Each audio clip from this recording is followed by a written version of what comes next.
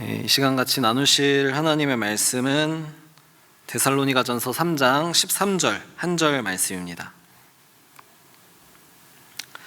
신약성경 402페이지 데살로니가전서 3장 13절 말씀, 우리 다 같이 한 목소리로 봉독하도록 하겠습니다. 시작.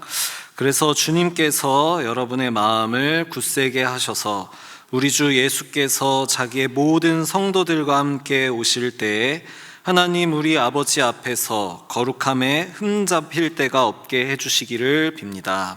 아멘. 네, 낯선 사람이 와서 좀 당황하셨죠, 그렇죠? 아닌가요? 네, 안녕하세요. 저는 샘물배움 공동체 여기 학교 안에서 교목으로 섬기고 있는 문영준 목사라고 합니다. 저를 아시는 분들도 계시고 또 처음 보는 분들도 계실 텐데, 낯선 사람이 와서 갑자기 여기 서갖고 예배를 인도하니까 당황하실까봐 제가 좀 소개를 해야 될 것 같아서 이렇게 소개를 좀 드렸습니다. 사실 이렇게 강사로 오시는 분들은 막 스펙도 좋고 또 경력도 훌륭하고 그러신데, 저는 그런 거는 없고 그냥 여기 교목이고, 원래 성경 가르치고 있다가 또 은혜 가운데 이렇게 하라고 하셔서 교목으로 올해부터 섬기게 됐습니다. 저는 오늘 여러분이랑 흠없이 사는 법이라는 주제로 데살로니가전서 3장의 말씀을 사도행전이랑 묶어서 살펴보려고 합니다. 사실은 설교를 할 때 좀 중요한 게 어떤 분이 이 설교를 들으시냐거든요. 그렇죠. 유치부 설교를 할 때 유치부 아이들에 맞게 설교를 해야 되고, 또 유년부면 유년부에 맞게, 청소년이면 청소년에 맞게, 그 연령대에 맞게 설교를 준비해서 설교를 해야 되는데, 제가 그 수요 예배, 우리 은혜샘물교회 수요 예배에 대한 정보가 아예 하나도 없어서 어떤 분들이 몇 분이나 오시는지를 전혀 몰랐어요. 그래서 막 어떻게 준비해야 될까 고민하다가 그냥 저희 학교에서 예배 드리는 스타일로 준비했습니다. 저희 아이들, 우리 중고등학생들 주로 제가 설교하거든요. 중고등학생들이 여기 금요일날 오전에 예배 드리는데 그냥 그 스타일로 준비했어요. 그래서 들으시면서 좀 유치하다, 사실 그렇게 유치하게 쓰진 않았는데 유치하다 느끼실 수도 있는데 감안해 주시면 좋을 것 같아요. 또 이렇게 구구절절 설명이 많아. 애들은 성경을 잘 몰라서요, 제가 막 구구절절 설명해 줘야 이게 들어갑니다. 그래서 막 구구절절 또 설명도 많습니다. 그래서 지루해 그러실 수도 있어요. 그래도 조금만, 오늘만 양해를 좀 해주시고, 약간 긍휼한 마음으로 저를 이렇게, 제가 좀 이렇게 손자같이 생기지 않았나요? 그런 긍휼한 마음으로 바라봐 주시면 좋을 것 같습니다. 지금 저희가 데살로니가 전서 말씀을 묵상하고 있습니다. 그렇죠? 교회도 동일하게 같은 본문으로 말씀을 묵상하는 걸로 제가 알고 있는데, 오늘 본문이 이제 3장에 있는 본문이었어요. 그래서 오늘 봉독한 본문을 이해하기 위해서는 이 데살로니가 교회의 상황을 살펴봐야 합니다. 이 데살로니가 전서는 데살로니가 교회를 향한 말씀이기 때문에 1차로 듣고 있는 독자는 데살로니가 교회의 성도들입니다. 그러니까 그 교회의 상황을 알아야 바울이 왜 이런 이야기를 했는지 우리가 알 수 있습니다. 그런데 이걸 알기 위해서는 사도행전 17장을 같이 살펴보면 좋다. 사도행전 17장이 데살로니가 교회에서 사역하던 당시의 이야기이기 때문에 같이 살펴보면 좋다 하는 겁니다. 데살로니가 교회는 사도 바울의 2차 전도 여행 중에 세워진 교회인데, 바울의 2차 전도 여행은 어떻게 시작되냐면 마게도니아인의 환상이라고 불리는 사건과 함께 시작됩니다. 이게 한번 들어보셨죠? 성경은 사도 바울의 2차 전도 여행의 시작에 대해서 이렇게 표현하는데, 16장 6절 말씀인데 이렇게 표현합니다. 아시아에서 말씀을 전하는 것을 성령이 막으심으로. 그러니까 바울이 2차 전도 여행을 막 아시아 지역에서, 지금의 튀르키예 지역인데 그 지역에서 열심히 선교하고 있었는데 성령님이 그 사역을 막으셨다는 거예요. 왜 막으셨냐면 바울의 사역에 어떤 문제가 있거나 바울이 뭔가 실수했거나 바울이 범죄를 했거나 이런 게 아니라 사역은 성공적이었습니다. 말씀을 살펴보면요, 16장 5절 말씀에 바울이 하는 사역 때문에 교회가 막 흥황했다, 모이는 사람의 수가 날로 더해갔다, 이렇게 표현하고 있어요. 그러니까 바울의 사역이 실패했거나 문제가 있지는 않았어요. 오히려 믿음이 점점 더 튼튼해지고 수가 나날이 늘어갔습니다. 그런데 성령이 자꾸 아시아에서 하는 사역을 막기 시작합니다. 바울도 이것을 알고 사역 장소를 변경해요. 다른 도시로 가서 여긴가 하고 사역하면 하나님이 또 막으십니다. 다른 도시에 가서 또 사역하면 막으십니다. 그래서 부르기아, 갈라디아, 무시아, 비두니아라고 하는 지역으로 옮겨다니면서 사역을 하는데 자꾸만 막으세요. 그리고 어느 날 환상 중에 한 마게도니아인이 나타나서 이렇게 얘기하는 겁니다. 마게도니아로 건너와서 우리를 좀 도와주십시오.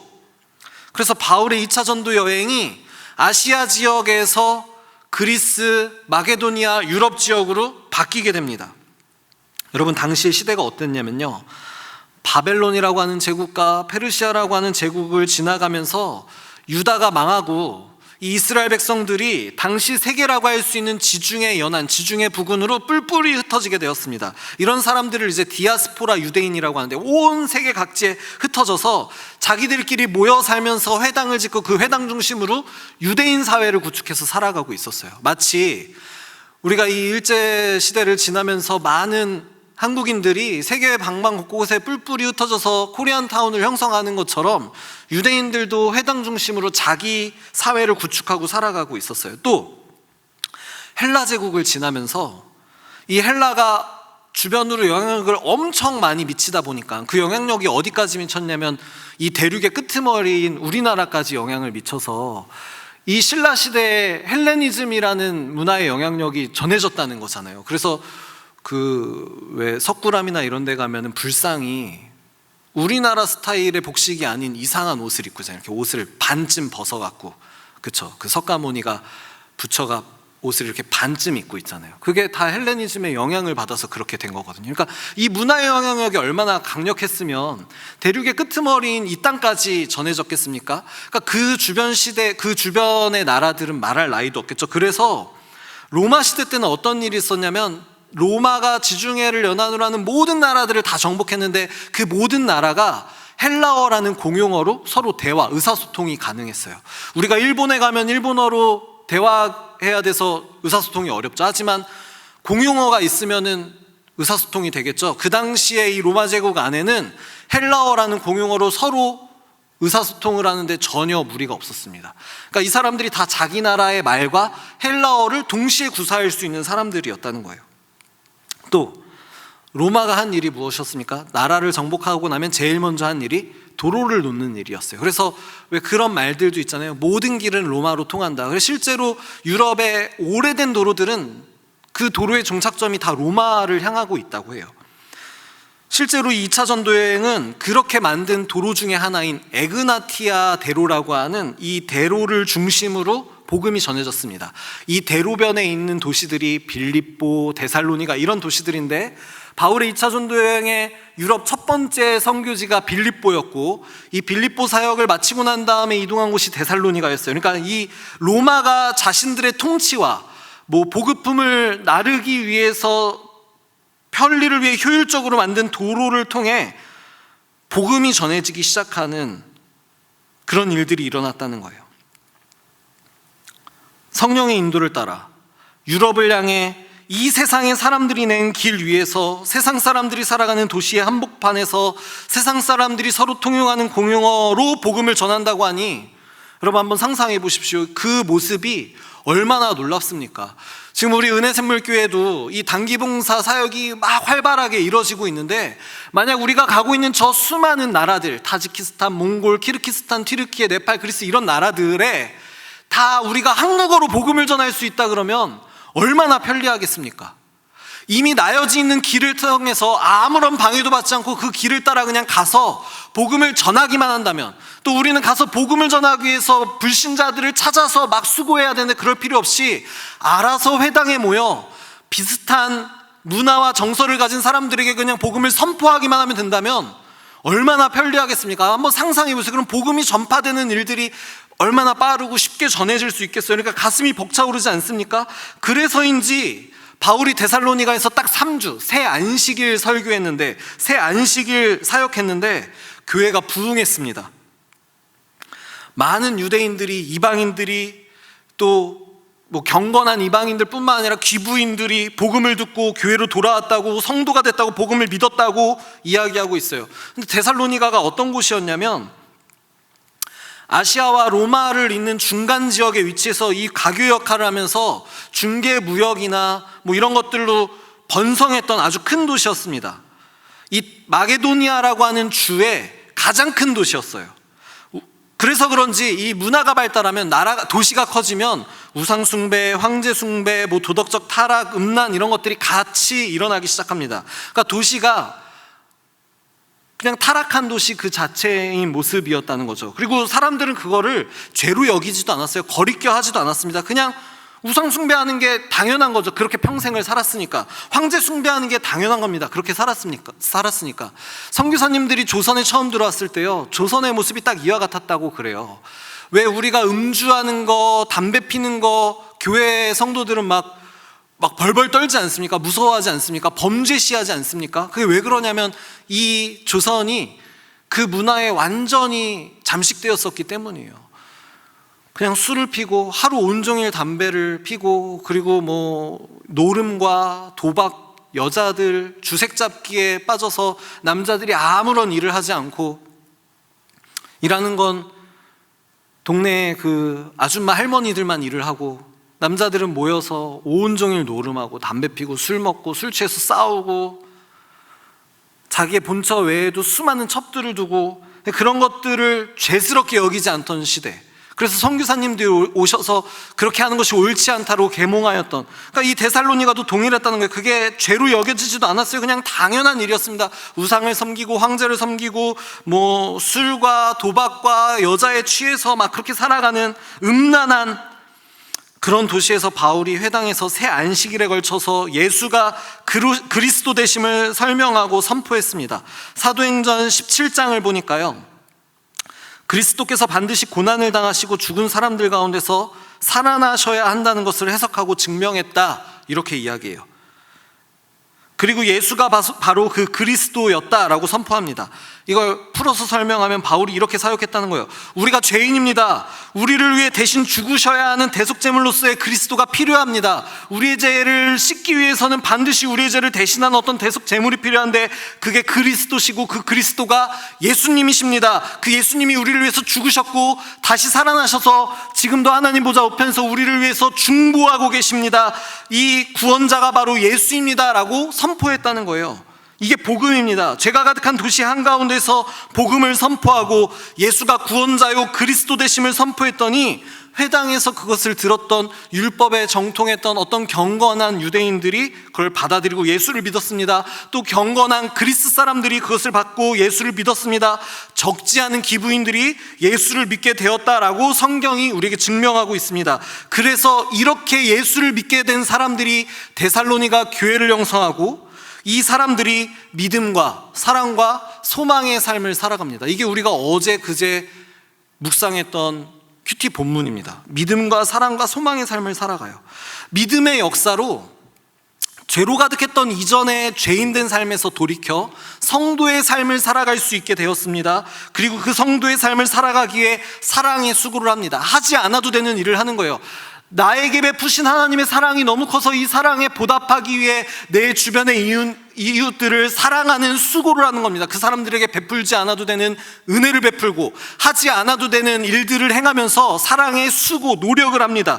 그리고 그 사랑의 수고를 했더니 이 사람들을 다르게 봐서 저 사람들은 뭔가 특별하다라고 말할 때, 이 데살로니가에 살고 있었던 많은 유대인들이 이 사람들을 핍박하기 시작했어요. 괴롭혔어요. 못살게 굴었습니다. 그럼에도 그 핍박과 박해 가운데에서도 인내하며 언젠가 우리 가운데 다시 오실 예수 그리스도를 소망하는 소망의 인내의 삶을 살았다는 것, 이게 바로 믿음과 사랑과 소망의 삶이라는 거예요. 그러니 이렇게 살아가는 데살로니가 교인들이 매일매일 얼마나 하나님 나라를 누리면서 살아갔겠습니까? 그 모습이 데살로니가에 살아가는 많은 사람들에게도 모범이 되었고, 주변에 다른 마게도니아와 아가야 지역에 있는 다른 교회들에게도 모범이 되고 기감이 되었어요. 하지만 그들의 모범이 되고 기감이 되는 모습이 주변에 선한 영향력을 미치면 미치는 모습이 나타날수록 이 사람들을 향한 박해는 더 커졌습니다. 그 박해는 아까 말씀드린 것처럼 주로 유대인들을 중심으로 이루어졌어요. 사도행전 17장에 보니까요, 이렇게 회심하여 성도가 된 사람들을 박해하는 유대인들이 소개되는데, 그 사람들을 뭐라고 소개하냐면 이렇게 소개하고 있습니다. 그 유대 사람들이 시기하여 거리에 불량배들을 끌어 모아다가 패거리를 지어서 시내에 소요를 일으키고 야손의 집을 습격하였다. 그리고 바울 일행을 끌어다가 군중 앞에 세우려고 찾았다. 그러니까 이 사람들이 이 예수 믿는 사람들을 시기해서 거리에 불량배, 이게 원어로는 불량배고요, 이게 어떤 때는 사탄을 표현할 때 사용되기도 하고요, 악한 자들을 표현할 때 사용되기도 하고 다양하게 사용되는데, 그런 사탄의 앞잡이 같은 악한 사람들 불량배를 모아서 예수 믿는 사람들을 공격하고 핍박하고 박해하고 많은 군중 앞에 세워서 그 사람을 돌로 쳐 죽이려고 그렇게 계획했다는 거예요. 이 사람들이 어떤 열심으로 박해하냐면요, 바울이 이 사람들에게 붙잡힐까봐 야반도주하듯이 데살로니가에서 베레아로 이동합니다. 데살로니가에서 베레아까지는 한 90km 정도 거리가 떨어져 있어요. 그러니까 우리가 하루에 30km씩 걸으면 3일을 걸어야 됩니다. 근데 제가 이번에 여름방학 때 학생들 데리고 산티아고 순례길이라는 데를 가서 하루에 30km씩 걸어봤거든요. 너무 힘들어요. 그렇게 걷기 진짜 힘듭니다. 그러니까 30km를 걷겠다는 게 매일 아침이 되면 진짜 걷기 싫다, 오늘은 못 걷겠다, 막 이런 마음이 들어요. 그런데 이 유대인들이 어떤 열심으로 사람들을 쫓아다니냐면, 매일 내가 30km씩 3일을 걸어가서 저 예수 믿는 것들을 붙잡아갖고 박해야지, 괴롭혀야지 하는 열심으로 따라가요. 도대체 이게 어떤 열심입니까? 이상하잖아요. 이걸 성경은 시기라고 표현합니다. 헬라어로 젤로스인데 이게 영어 쥘러시의 어원이죠. 그러니까 질투하다라는 뜻이에요. 그런데 헬라어는 신기하게 이 젤로스라고 하는 시기하다라는 단어가요, 때로는 열심이라는 단어로도 사용된다는 거예요. 그러니까 유대인들의 괴 핍박이 이 단어를 보면 설명이 되는 거예요. 그 사람들이 원래 율법에 열심인 사람들이잖아요. 율법을 다 지키는 사람들이었잖아요. 율법이 613가지나 되는데 그것들을 열심히 지키면서 그 율법을 지키는 것을 자신들의 선으로 알고 의로 알고 내가 율법 다 지켰으니까 난 흠이 없다라고 생각하는 사람들이었어요. 그런데 예수 믿는 사람들이 율법 다 지키지도 않으면서 나는 예수 그리스도로 흠이 없는 사람이야 라고 말하는 게 얼마나 꼴보기 싫었겠어요. 얼마나 질투가 났겠어요. 시기가 됐겠어요. 그러니까 그 사람들을 괴롭히고 싶은 거예요. 그게 열심으로 나타난 거예요. 여러분, 유대인들이 율법을 다 지키니까 생기는 문제가, 율법을 지키지 않는 사람들을 정죄하게 됩니다. 얕잡아 보게 됩니다. 그래서 당시 복음을 받아들여서 회심했던 사람들을 도무지 용납하지 못하고 자신들이 믿음으로 의롭다, 흠이 없다라고 여겼던 사람들을 쫓아가서 자신들이 믿음으로 흠이 없어 하나님의 순결한 백성이 되었다라고 말하는 사람들, 그래서 그 순결한 백성으로 사랑을 전하면서 살아가는 사람들 꼴 보기 싫으니 박해해서 막 괴롭히고 그 사람들을 죽이려고 하고, 하지만 이 유대인들이 하나만 알고 둘은 몰랐던 게 있습니다. 큰 착각을 하고 있었던 게 있습니다. 이들이 그렇게도 열심히 따랐던 율법이 언제 주어졌습니까? 시내산에서 이스라엘 백성 출애굽 광야 당시에 이스라엘 백성들에게 주어진 게 율법이에요. 그런데 여러분 잘 생각해 보시면 말씀에 율법을 주실 때 율법만 주지 않고 율법과 같이 다른 것 하나를 더해 주세요. 그게 바로 성막입니다. 율법을 주시고 성막 만드는 법을 가르쳐 주셔서 성막을 만들게 하세요. 왜 율법을 주시고 성막을 만들게 하셨을까요? 율법을 통해서는 우리가 죄인이라는 사실을 깨닫게 됩니다. 율법을 다 지켜라가 아니라 율법을 통해 내가 이 율법, 하나님의 말씀, 하나님의 뜻대로 살아가지 못하는 죄인된 나를 발견하고, 죄인인 나를 발견한 사람들은 이제 성막으로 나아가서 대속죄를 통해 나의 죄를 씻고 하나님과의 관계를 회복해라. 그래서 하나님이 우리에게 율법을 주시고 성막을 더하여 주신 거예요. 그러면 유대인들이 해야 되는 바른 신앙의 생활은 율법을 통해 자신이 죄인됨을 깨닫고 나의 죄를 씻게 해줄 누군가를 찾아 성막을, 하나님을 향해 나아가야 하는 것이었습니다. 그런데 이 사람들이 했던 것은 율법을 다 지키면서 그러니 나는 흠이 없는 사람, 율법을 지키지 않는 너희들은 흠 있는 사람이라고 정죄하는 거였어요. 여러분, 오늘 설교의 주제가 흠 없이 사는 법이었습니다. 우리가 어떻게 흠 없이 살 수 있습니까? 그러면 대부분 어떤 행위를 떠올립니다. 오늘날 교회도 성도들도 우리의 행위로 구원에 이르려는 시도를 합니다. 그러면 제가 사역을 그래도 꽤 많이 했거든요. 제가 여기 오기 전까지도 교회 사역을 계속 했고, 여기 와서도 교회 사역을 한동안 했으니까 한 12, 13년 정도 교회 사역만 했었습니다. 그러면 교회에서 성도님들이 저한테 그래요. 목사님, 우리는 아닙니다. 우리가 무슨 행위로 의롭게 됩니까? 우리 믿음으로 의롭게 되는 거 다 알고 있습니다. 그런데 제가 10수년 사역을 하면서 만난 거의 대부분의 성도님들은 행위로 의로워지려고 하더라고요. 나의 선한 행위로 흠이 없어지려고 노력합니다.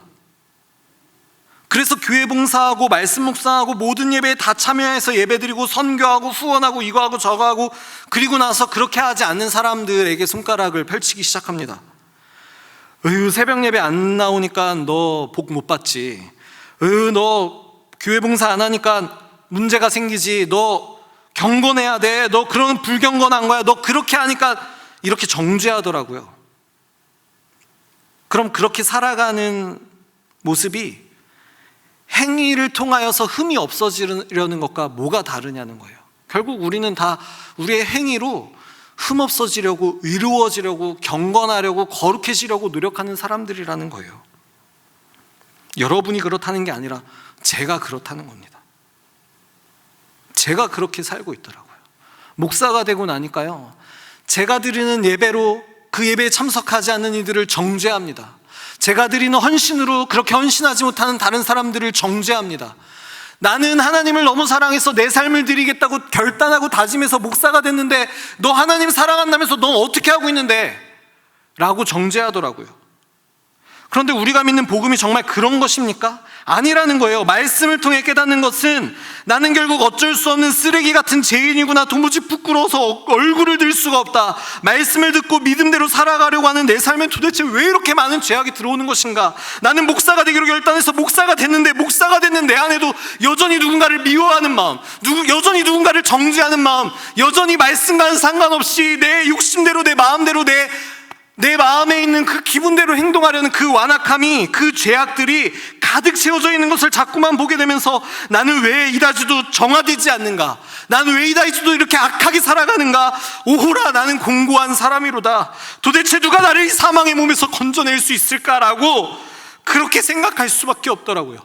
부끄러워서 몸둘 바 없이 어찌할 바를 모를 때, 그때 예수 그리스도의 보혈이 우리를 다 덮어서, 우리가 그 죄를 깨달은 그 순간 예수님의 보혈이 우리의 죄를 다 덮어쌀 때, 그래서 우리 안에 가득한 이 완악한 죄악이, 우리의 흠결이, 우리의 부족함이, 우리의 부도덕함이 예수님의 보혈로 완전히 다 가려워져 보이지 않을 때, 그때 비로소 하나님께서 그 보혈의 공로로 너가 흠이 없다 말씀해 주시고 선포해 주시는 그 순간이 바로 우리가 흠이 없어지는 순간이라는 것입니다.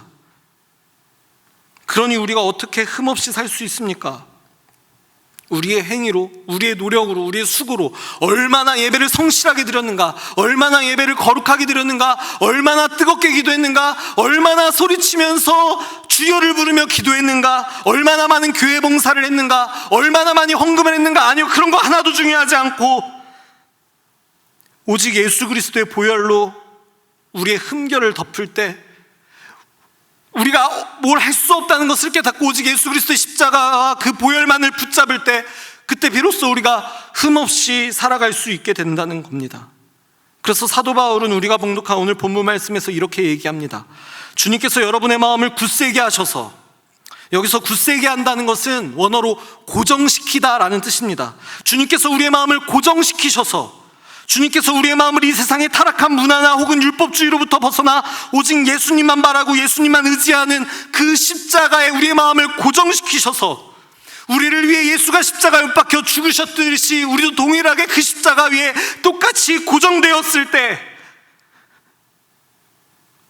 언젠가 예수님 다시 오시는 그때 그 십자가 공로로, 그 보혈의 공로로 하나님 앞에서 거룩함에 흠잡힐 때가 없게 해주시기를 빕니다 라고 바울이 말한다는 것입니다. 사랑하는 성도 여러분, 하나님이 데살로니가를 선택하셨습니다. 그리고 다 준비하셨어요. 오랜 제국 시대를 거치며 공용어인 헬라어가 통용되도록 하셨습니다. 수많은 유대인들이 제국 곳곳에 흩어져서 회당을 중심으로 살아가서 얼마든지 복음이 전파될 수 있는 거점을 만드셨습니다.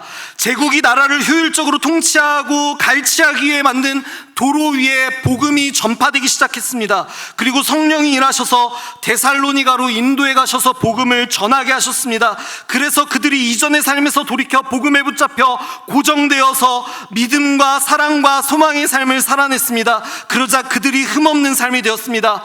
그때 데살로니가 사람들이 뭘 원했습니까? 우리가 그렇게 살아보겠습니다라고 하지 않았습니다. 그저 복음을 듣고 믿고 살았습니다. 다 하나님이 하셨어요. 우리도 동일합니다. 하나님이 우리를 선택하셨어요. 우리가 선택한 것이 아니라 하나님이 태초부터 그 놀랍고 선하신 계획에 따라 우리 같은 사람들을 선택하셔서 불러주셨습니다. 그래서 이 대륙의 가장 끄트머리, 아무도 존재도 알지 못하였던 이 땅에 복음이 닿고 우리가 듣고 예수를 믿지 않았습니까? 그럼 믿음대로 살아가려고 노력해야 한다는 겁니다. 우리의 어떤 수고나 노력이 아니라 그저 복음을 듣고 들은 대로 믿고 믿은 대로 살아가려고 하는 거예요. 그런데 이게 어렵습니다. 믿은 대로 사는 게 눅눅하지가 않습니다. 데살로니가 교인들도 마찬가지 아니었습니까? 믿은 대로 살려고 하니 얼마나 많은 박해가 있었습니까? 세상의 문화 한복판에서 믿은 대로 살았더니 그냥 이유 없이 괴롭히고 때리고 못살게 굴고, 그럼에도 불구하고 이 사람들이 끝까지 믿음을 지키며 살아냈습니다. 우리도 똑같죠. 이 세상 속의 그리스도인으로 믿은 대로 살려고 하면 얼마나 많은 핍박이 있습니까? 적당히 타협하면 방해받지 않는데 믿은 대로 살려고 하니 얼마나 많이 괴롭히고 얼마나 많이 박해합니까? 또 믿은 대로 살려고 하니 잘 안 돼서 넘어지고 쓰러지고 좌절하고, 그래서 마음에 상처나고 하나님이 계시나 의심되고 도대체 왜 내 삶은 맨날 이렇게 잘 안 풀리나 힘들어하고, 그래서 믿은 대로 살려는 내 모습과 믿음과는 상관없이 내 멋대로 살아가는 그 삶의 괴리감을 끊임없이 느끼면서 그 괴리감 속에서도 그럼에도 불구하고 내가 아는 믿음대로 살아내려고 노력하는 것, 하나님이 나를 선택해 주셨다는 그 놀라우신 은혜에 부응해서 나의 오늘을 하나님이 주신 말씀대로 살아보려고 몸부림치는 것, 그래서 그 사람이 진짜 흠이 없어서가 아니라 그 노력이 너무 귀하고 가상해서 하나님이 우리를 예수 그리스도의 보혈로 덮어주셔 우리를 흠이 없다 불러주시는 것, 이것이 바로 흠 없이 사는 법이라는 이야기입니다. 사랑하는 성도 여러분, 여러분 오늘 진짜 흠이 없는 삶을 살아내고 계십니까? 우리가 어떤 행위를 해서 흠이 없는 것이 아니라 우리가 받은 이 복음이 너무 감격스러워서 그 복음이 우리의 삶을 지배하고, 그래서 그 복음대로 살지 않으면 내가 견딜 수가 없어서, 하지만 그렇게 살려고 노력하는데도 자꾸 넘어지고 무너져서 어떤 죄악이 내 안에 들끓어올라 범죄하지만 그럼에도 불구하고 나는 하나님 앞에 나아가, 주님 나는 참혹한 죄인입니다. 도대체 나를 어떻게 이 사망의 몸에서 건져낼 수 있습니까? 오직 예수 그리스도의 생명의 성령의 법만이 나를 이 사망의 몸에서 건져낼 수 있습니다라고 고백하며 믿음대로 살아가려고 노력하는 그 삶이 바로 하나님 앞에 흠이 없는 삶이라는 겁니다. 그러니 여러분의 오늘이 그런 삶이 될 수 있기를 주님의 이름으로 간절히 축원합니다. 비록 나는 오늘 나의 삶에서 믿음대로 살아내지 못하고 또 넘어진다고 할지라도 다시 일어나 주님의 보좌 앞으로 나아가 그 십자가 붙들며 예수 그리스도의 보혈 붙들며, 주님 나는 죄인이 맞습니다. 하지만 예수 그리스도의 십자가 보혈로 내가 의로움을 받은 사람입니다. 내가 흠이 없다 칭함받은 사람입니다.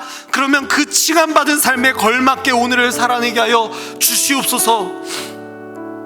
우리 시간 같이 한번 기도하도록 하겠습니다. 우리의 삶을 위해서 기도합시다. 데살로니가 교인들이 믿음, 사랑, 소망의 삶을 살았습니다. 그들을 박해하는 수많은 위협으로부터, 세상의 악하고 더러운 죄의 문화와 우상 숭배와 물질 숭배와 황제 숭배와 도덕적 타락과 음란의 한복판에서 자신을 지켜내며 신앙을 지켜내며 믿음의 역사 위에 사랑의 수고와 소망의 인내를 더하는 삶을 살아냈습니다. 우리도 이런 삶을 살아낼 수 있기를 위해도 기도합시다. 죄로 얼룩진 이 세상의 한복판에서 나를 지키고 나의 신앙을 지켜내며 믿음, 사랑, 소망의 삶을 살아낼 수 있기를, 그래서 흠이 없는 하나님 나라의 백성으로 살아낼 수 있기를 위해서 우리 같이 한번 기도하도록 하겠습니다. 기도합니다.